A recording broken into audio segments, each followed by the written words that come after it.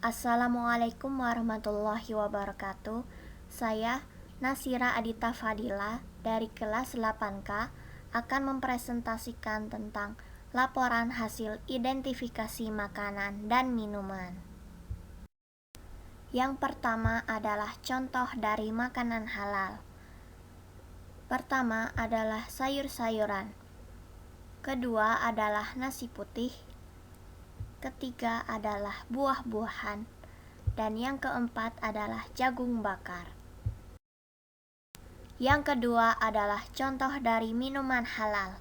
Yang pertama adalah susu. Yang kedua adalah jus. Ketiga adalah air putih. Dan yang keempat adalah teh hijau. Yang ketiga adalah contoh dari makanan haram. Yang pertama adalah daging babi. Yang kedua adalah tikus. Yang ketiga adalah daging katak. Dan yang keempat adalah sate kalajengking. Yang keempat adalah contoh dari minuman haram. Yang pertama adalah bir bintang. Yang kedua adalah vodka. Yang ketiga adalah whisky. Dan yang keempat adalah anggur merah. Selanjutnya saya akan mengidentifikasi komposisi bahan utama dan bahan tambahan dalam makanan dan minuman. Allah Subhanahu wa Ta'ala telah menyediakan banyak makanan dan minuman untuk kelangsungan hidup manusia di bumi ini. Orang yang beriman tentunya akan memilih makanan dan minuman yang halal dan menghindari yang haram. Sedangkan orang yang mengonsumsi makanan dan minuman haram berarti melanggar ketentuan Allah Subhanahu wa Ta'ala.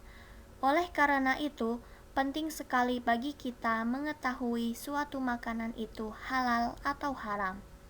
Ini dimaksudkan agar kita tidak salah dalam memilih yang akhirnya berdampak kurang baik bagi tubuh kita.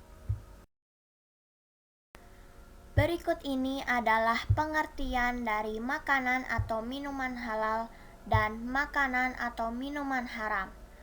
Makanan atau minuman halal adalah makanan atau minuman yang boleh dimakan atau diminum menurut ketentuan syariat Islam. Bagi seorang muslim, makanan yang dimakan harus memenuhi dua syarat, yaitu yang pertama adalah halal, artinya dibolehkan berdasarkan ketentuan syariat Islam.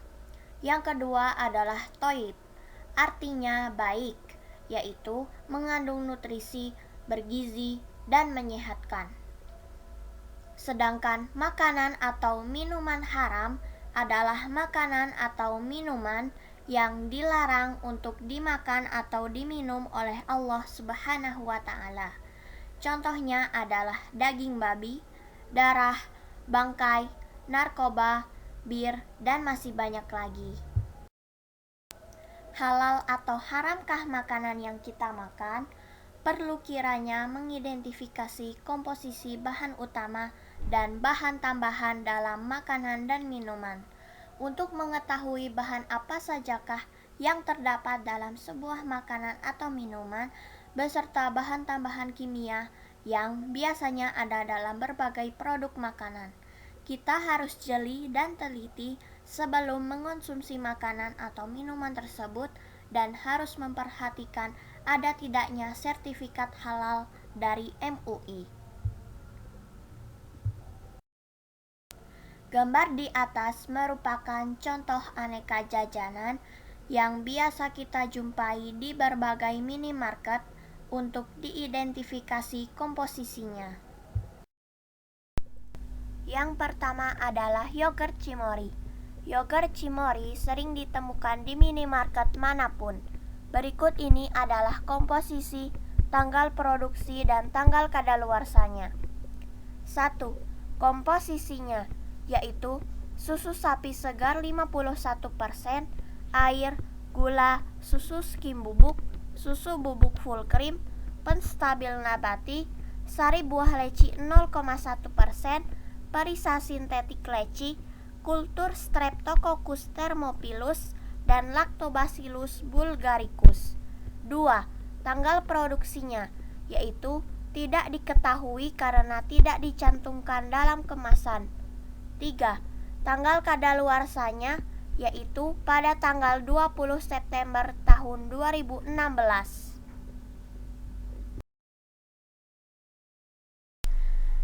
Selanjutnya adalah mengidentifikasi bahan tambahan zat kimia yang terdapat pada yogurt Cimory dengan mengacu kepada data dari Permenkes nomor 772 tahun 1988 tentang bahan tambahan yang diperbolehkan untuk dikonsumsi. Berikut ini adalah tabelnya. Berdasarkan tabel di atas, yogurt Cimory tidak memiliki komposisi bahan kimia tambahan.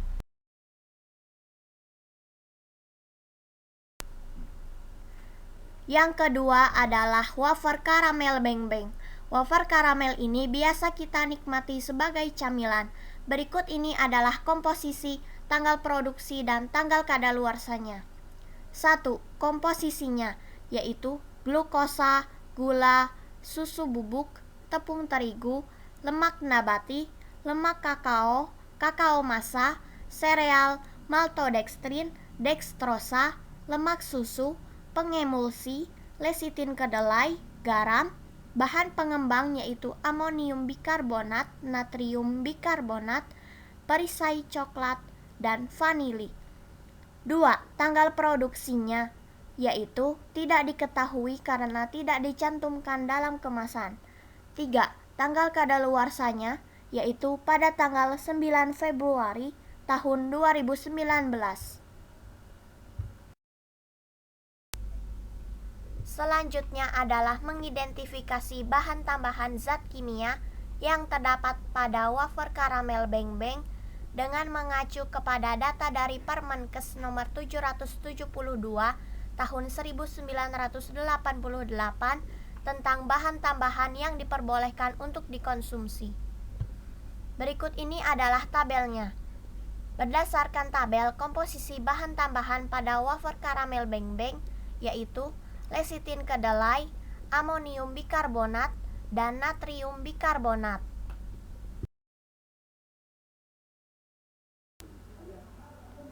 Yang ketiga adalah susu Friesenflek. Susu ini banyak dikonsumsi oleh anak-anak, remaja, maupun dewasa. Berikut ini adalah komposisi, tanggal produksi, dan tanggal kadaluarsanya. 1. Komposisinya, yaitu sukrosa, air, minyak nabati, maltodextrin, bubuk whey, bubuk coklat, susu skim bubuk, buttermilk bubuk, penstabil nabati, 3 mineral, perisa sintetik, 9 vitamin, dan laktosa mengandung antioksidan tokoferol dan antioksidan natrium askorbat. 2. Tanggal produksinya, yaitu tidak diketahui karena tidak dicantumkan dalam kemasan. 3. Tanggal kadaluarsanya, yaitu pada tanggal 25 Maret tahun 2020. Selanjutnya adalah mengidentifikasi bahan tambahan zat kimia yang terdapat pada susu Friesenflek dengan mengacu kepada data dari Permenkes nomor 772 tahun 1988 tentang bahan tambahan yang diperbolehkan untuk dikonsumsi. Berikut ini adalah tabelnya. Berdasarkan tabel di atas, susu Friesenflek tidak memiliki komposisi bahan kimia tambahan. Yang keempat adalah coklat Silver Queen. Bagi penggemar coklat, coklat satu ini pasti sudah tak asing dengan namanya. Berikut ini adalah komposisi, tanggal produksi, dan tanggal kadaluarsanya. 1.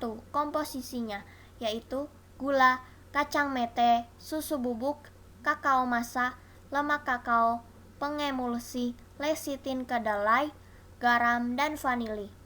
2. Tanggal produksinya, yaitu tidak diketahui karena tidak dicantumkan dalam kemasan. 3. Tanggal kadaluarsanya, yaitu pada tanggal 3 Juni tahun 2015. Selanjutnya adalah mengidentifikasi bahan tambahan zat kimia yang terdapat pada coklat Silver Queen dengan mengacu kepada data dari Permenkes nomor 772 tahun 1988 tentang bahan tambahan yang diperbolehkan untuk dikonsumsi. Berikut ini adalah tabelnya. Komposisi bahan tambahan pada coklat Silver Queen yaitu lecitin kedelai. Berikut ini adalah hasil penelitian makanan atau minuman dan manfaat mengonsumsi makanan atau minuman halal. Hasil penelitian mengenai makanan, jajanan, yogurt Cimory, wafer karamel Beng Beng, susu Frisian Flake, dan coklat Silver Queen. Berdasarkan penelitian, wafer karamel Beng Beng dan coklat Silver Queen memiliki komposisi bahan kimia tambahan. Hasil penelitian Permenkes nomor 772 tahun 1988 bahwa komposisi bahan kimia tambahan yang terdapat pada wafer karamel Beng Beng dan coklat Silver Queen diperbolehkan untuk digunakan. Sedangkan pada yogurt Cimory dan susu Frisian Flake tidak memiliki bahan kimia tambahan. Dalam Islam, Rasulullah Shallallahu Alaihi Wasallam mengisyaratkan agar kita mengonsumsi makanan dan minuman yang halal, sehat, tidak berlebihan, dan thayyib. Manfaat mengonsumsi makanan dan minuman halal dan dampak mengonsumsi makanan dan minuman haram. Agama kita merupakan agama yang sempurna. Semua hal dalam kehidupan kita sudah diatur oleh Allah Subhanahu wa Ta'ala, termasuk halal haramnya suatu makanan dan minuman. Allah Subhanahu wa Ta'ala menghalalkan semua makanan dan minuman yang mengandung maslahat dan manfaat bagi manusia.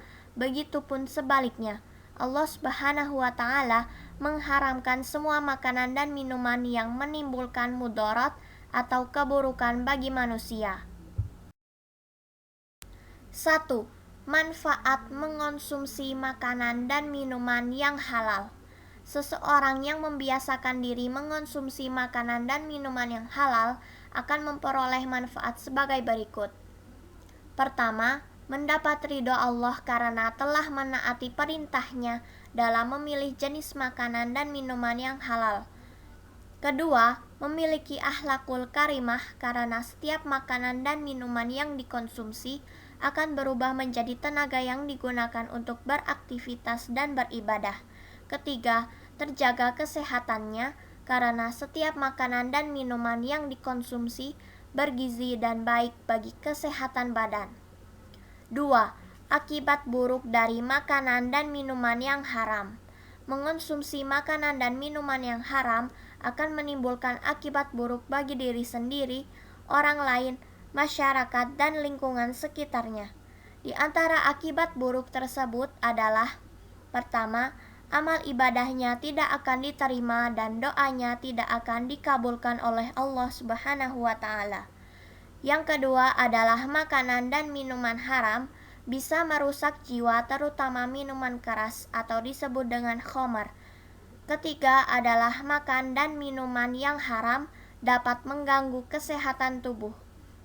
Dan yang terakhir adalah menghalangi mengingat Allah Subhanahu wa Ta'ala. Demikian presentasi yang bisa saya sampaikan. Semoga bermanfaat dan sebagai tambahan ilmu. Terima kasih atas perhatiannya. Wabillahi taufiq wal hidayah. Wassalamualaikum warahmatullahi wabarakatuh.